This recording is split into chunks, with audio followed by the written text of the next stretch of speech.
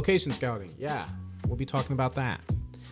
So ultimately, this here scene is at the tram station. In Virginia, we don't have many trams. Like, we have trams, but they're deep in Richmond. So I didn't really get too much access with trams as a kid, as an adult, just simply because we didn't have them. I do love public transportation because it's an opportunity to get on stuff for free and not have to pay to use my gas money to go places. So the tram is what it is anytime I go downtown in Charlotte.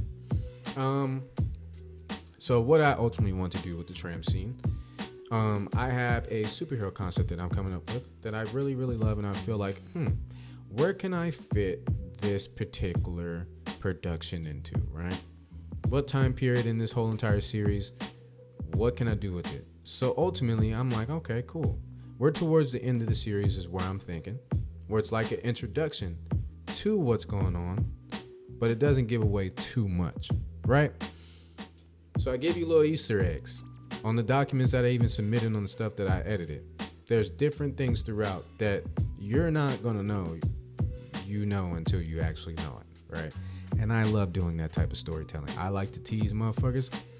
I like to keep y'all guessing, and I like y'all to wonder. And I like you to suffer too. I like you to wonder, is this ever going to happen? And then when you don't think it's going to happen, it does. I'm not an asshole. I just like doing that. That's so fun to me. But that's besides the point, right? We're not even talking about that. I got off topic. I'm so passionate about this shit. You know what I'm saying? I'm just so passionate, right? But you can't fault me for being passionate, right? I love this. I love this shit, man. You should have seen me writing this goddamn series. You know how you like start cooking and you're in the flow state, man? That was me the entire week I was finalizing this shit. I was in a flow state, man. I was cooking with grease. Cooking with grease. But like I said, I'm off topic. Let's get back to location scouting.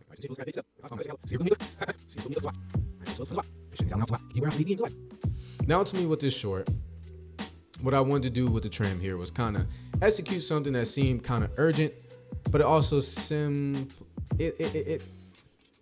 I wanted something urgent, but it also shows that this gentleman here has been through this before, right? So he's kind of reassured. He's doing things. He's not really being instructed. He's just going through it, right? He gets like a little transmission on his watch. He puts it down. Now, how can I do this at this tram station, right? Oh, he can kind of show up when the train shows up, right? So ultimately, he goes to the parking deck. And here with the tram station itself, the parking deck here in Charlotte, if you drive up to the third floor, there's a bridge that connects to the tram, and then you walk down the steps or take the elevator, and you're on the tram pad, right? You can get to the street, but a lot of people prefer to go to the third level and then just do that, right? It's actually a pretty good view of the road as well. Like, it's actually pretty therapeutic. If you go there and there aren't, many crackheads running around bothering people. But typically, like, if you go at that time of night, nobody's really out there but them. But with that being said, like I said, that's besides the point too. That's besides the point too. But ultimately what I do all the time is I take pictures. I take videos. Anything that looks like it could be a shot, I take a picture of it. Angles, all these different things, different shots. I know exactly what I'm looking at. That way I know how to set this shot up.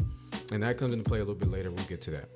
So ultimately, I did end up finding a place, like a marker, if you will, for a particular shot. Now, I'm very progressive.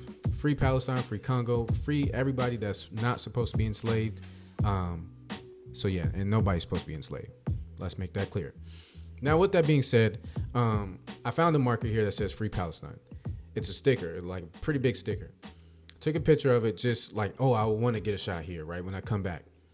What happens is when I went to record, the sticker was no longer there. And I'll talk about this again when I go to talk about the behind the scenes for recording. So when I'm at the actual scene, it's not there. But with the shot that I set up, because I took a picture of it prior, is I was able to mask out the sticker and save it for my hologram and also save it for the actual shot.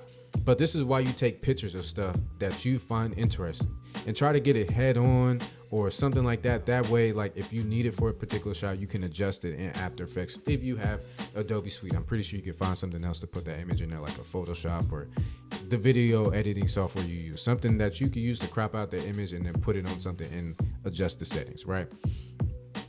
So this is, like I said, this is why you take pictures of stuff. This is why you go to the location to see what you like. So that way in post, or when you're writing it or you're setting up the shots, you know exactly what you're getting. Now, what I wanted to do also is kind of, like I mentioned earlier, is line up the shots to where it seems like he's getting on the train. Now, ultimately, I want to kind of set up B-roll footage here, what signs really show the scene and just what's going on. So I think low angles, things that kind of show you different things of where you're at, like the location. So like the machines on the pad, you know, the train tracks, you know, so like the cameras, the lights, different stuff that kind of signify what's going on, the stairs, all different types of stuff. Now I can go home and kind of set up the shots in like a shot designer type thing. So ultimately what that is like you can adjust a white pretty much piece of paper or a screen and put little barriers, light places, vehicles, all different type of props in the software. Now me, I don't pay for that. I'm like, what do I need to pay for if I can just screenshot and keep it and edit it if it's wrong? But yeah, so I screenshot it and save it to my files. That way when I go out onto the scene and I have my phone, I know exactly what shot I'm looking for. I know where the lights are supposed to be. I know just exactly what I'm looking at before I'm actually there. Like I said, I go to the site for a reference. I use Shot Designer to redesign what I saw, so that way when I go out there, I'm not wasting movement. I'm not deciding, oh, I need to shoot this from here, or I need to do this from here, I need to do that from there. I like to get out there, know what I'm looking at, know what I'm getting. That way I can get in and get the fuck out, right? I'm not there to lollygag. It's 11, 12 at night. You know, you never know what people doing out there. So I'm like, okay, cool. This is what I need to do. This is where I need to set this up. This is how I need to do that different stuff. But yeah, this is lesson 1 on behind the scenes of Second Sense.